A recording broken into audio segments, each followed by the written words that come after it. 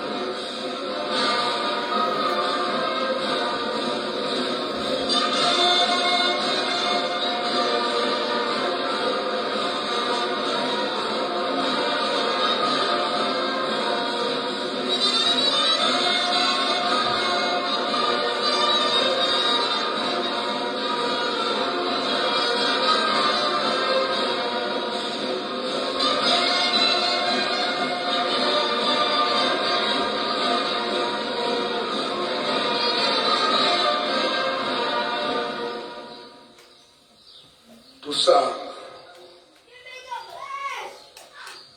ensamu zande mfumete so Kristo yo zola kwa mtata nzambi wase yo untwadi mtata mwanda wa velela bika kwa masikilanga muna yeto tukwa kwa yele mfu se ya mwana mtata mwanda wa velela. Amen.